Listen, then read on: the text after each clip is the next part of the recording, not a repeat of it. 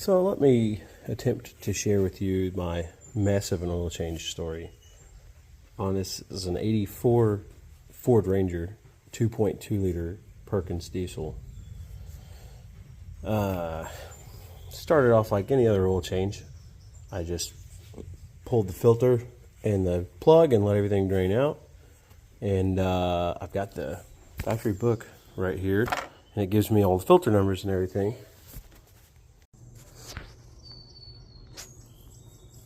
Oil bypass and full flow.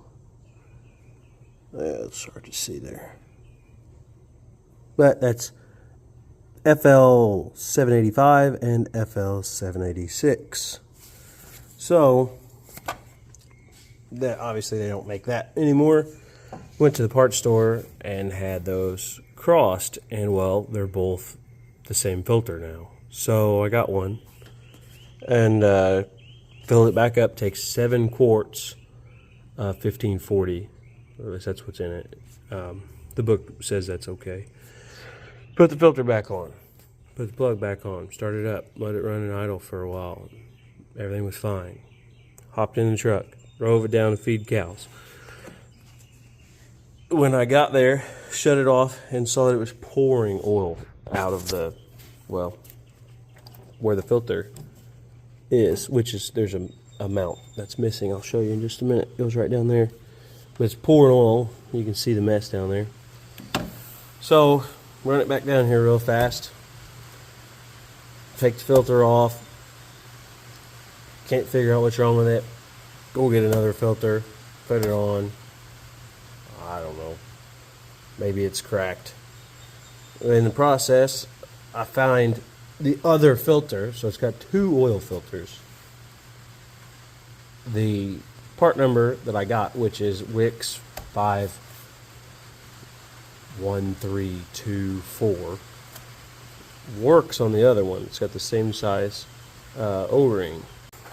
This one, however, does not. There's the same size O-ring that came on the Wix filter that I got.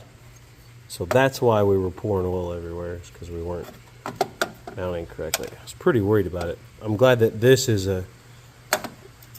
got to be the bypass filter. I'm guessing, judging based upon the orifice inside the turn, it has to be. But I'm glad that this whole thing comes off. Looking back, I wish I'd have compared filters side by side, but I'll get you a part number in the future if you're interested.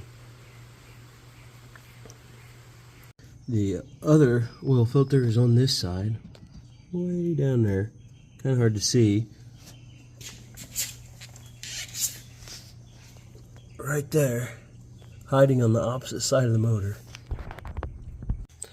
Okay, took me a week, just because I wasn't in a super big hurry, but finally got a filter. So, figure out how to do this. But we put it on at the parts store.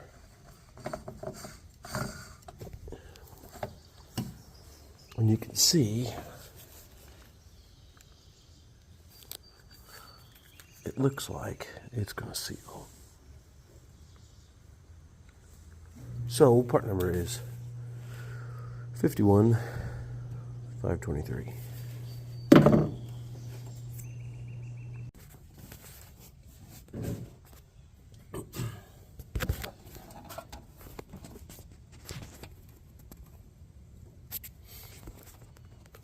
Pretty handy that filter adapter, or whatever you want to call it, comes off the motor.